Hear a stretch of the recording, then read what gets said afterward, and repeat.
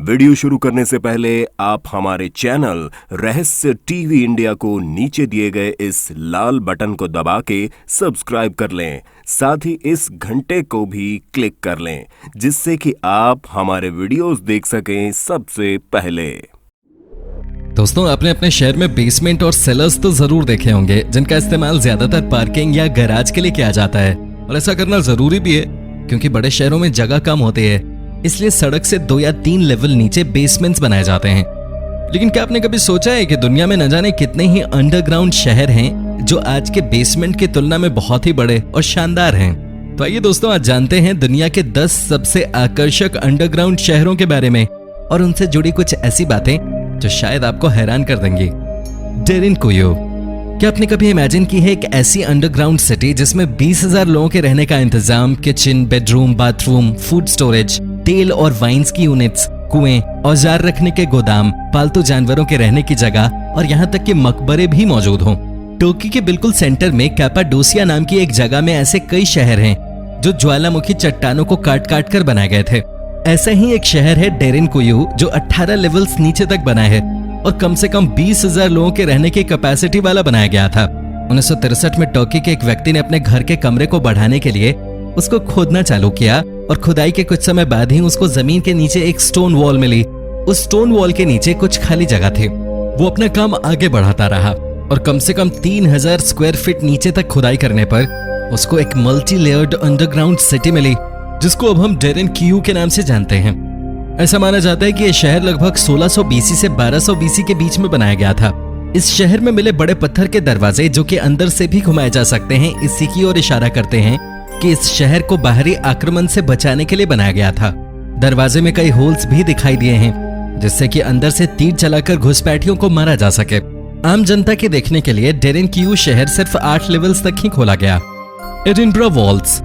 Edinburgh walls, जिसको हम south bridge vault भी कहते हैं, एक चेंबर की सीरीज है जो 1788 में साउथ ब्रिज स्कॉटलैंड के 19 आर्चेस में बनाई गई थी। लगभग 30 सालों तक इन वॉल्स को हाउस टेबल्स, ट्रेड्समैन की वर्कशॉप, कॉबलर्स और स्टोरेज स्पेस की तरह इस्तेमाल किया गया। फिर कुछ सालों बाद ये वॉल्स होमलेस लोगों के घर की तरह इस्तेमाल किए गए, जिसके बाद यहाँ क्रिमिनल एक्टिविटीज भी होने लगी। वॉल्स की कंडीशन बेकार होने लगी और इसकी वजह से वहां से बिजनेसेस हटा ली गई, लेकिन गरीब लोग अभी भी वहां रह रहे थे।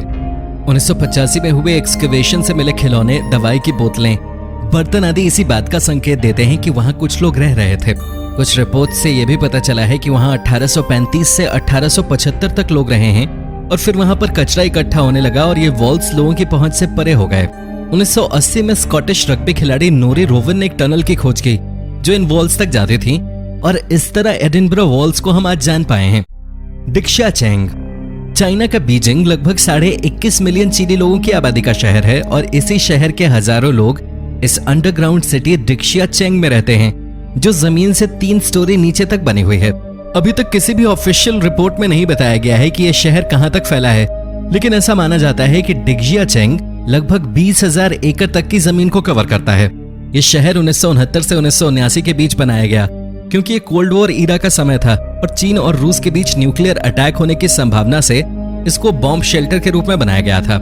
इसे अंडरग्राउंड ग्रेट वॉल भी कहा जाता है क्योंकि चीन और रूस के बीच सीनो सोवियत कॉन्फ्लिक्ट के डर से इसको मिलिट्री डिफेंस की तरह भी इस्तेमाल किया गया।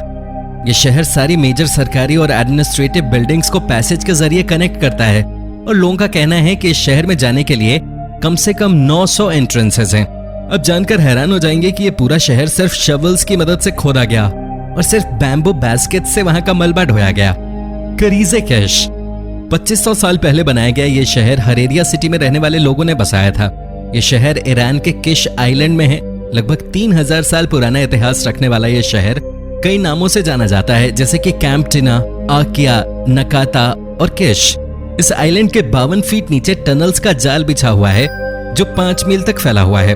पानी को जमा करना, उसको प्योरीफाई करना और फिर स्टोर करना ही इस स्ट्रक्चर को बनाने का मेन रीजन था। इसकी सीलिंग 8 मीटर ऊंची और ज्यादातर फॉसिलाइज्ड शेल्स और कोरल्स से ढकी हुई है।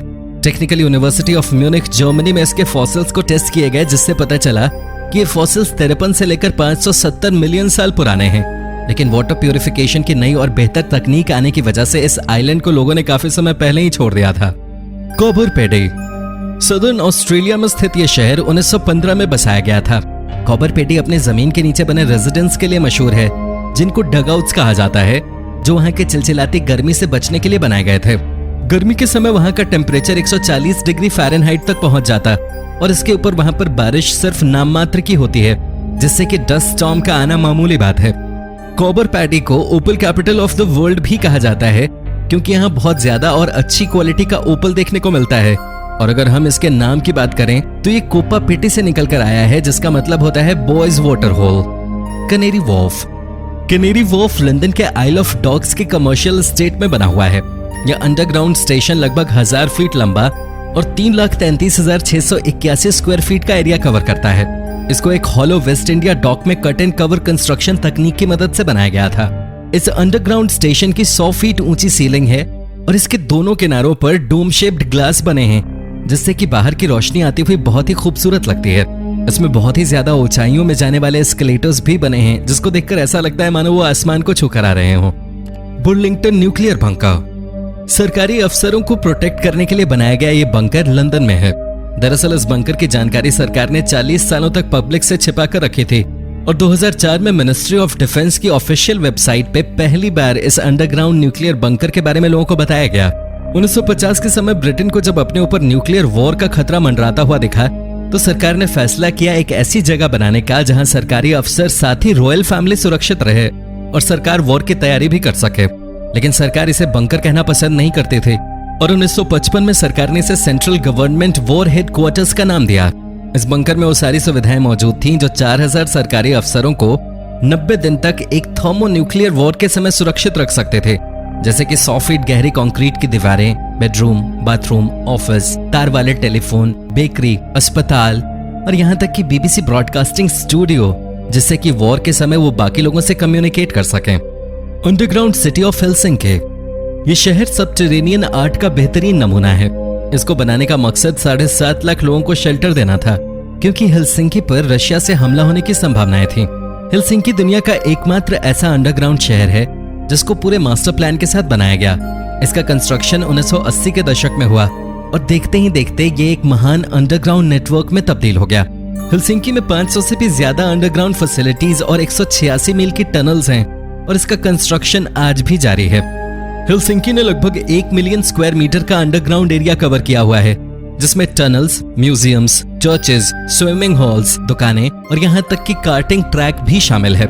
सिटी सेंटर के नीचे 40 मीटर गहरा रिजर्वोयर भी है। हेलसिंकी के फ्यूचर प्लान की बात करें तो हेलसिंकी को गल्फ ऑफ फिनलैंड के नीचे से 10 किलोमीटर की सुरंग बनाकर उसकी सिस्टर सिटी टालिन से जोड़ा जाएगा। सेटनिल डे लास बोडेगास। स्पेन का एक ऐसा शहर जहां लगभग 3000 लोग वास्तव में चट्टानों के नीचे रहते हैं। वहां की डेमोग्राफिक कंडीशंस की वजह से लोगों ने चट्टानों के नीचे रहना चुना। सेटनिल के लोगों ने वहां के नेचुरल केव्स में रहना बेहतर समझा, क्योंकि गर्मियों से बचने के लिए वे घर बनाने जैसे मुश्किल काम से बच जाते थे। इस शहर का नाम लैटिन वर्ड सेप्टम निहिल से बना है, जिसका मतलब होता है 7 टाइम्स नो, जो ये बताता है कि कैसे 7 बार कैथोलिक रूलर्स ने इस टेरिटरी को मूस से छीनने की कोशिश की। और बोडेगास का मतलब वेयर हाउस से है। मॉन्ट्रियल्स अंडरग्राउंड सिटी। टूरिस्ट के लिए एक बड़े आकर्षण का केंद्र मॉन्ट्रियल शहर रेजो के नाम से भी जाना जाता है। इसकी खासियत है कि ये शहर ठंड के महीने के दौरान लोगों को गर्म और सुरक्षित रखता है।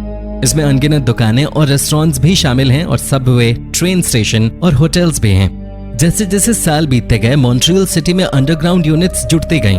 मॉन्ट्रियल शहर अब 32 किलोमीटर तक फैला है और 4 मिलियन स्क्वायर मीटर के एरिया को कवर करता है। ऑफिशियल स्टैटिस्टिक्स से बात पता चलती है कि इसके corridors 10 metro station, 2 bus station, 1200 offices, 2 departmental stores, 1600 housing restaurants, 40 bank, 40 movie theatres, 200 entertainment venues, 7 hotels और लगभग 2000 दुकानों को हाउस करते हैं। तो दोस्तों, ये था आज का वीडियो। पसंद आया हो तो इसे लाइक और शेयर कर देना और अगर आप हमारे चैनल पे नए हो तो इसे सब्सक्राइब करना मत भूलना। धन्यवाद।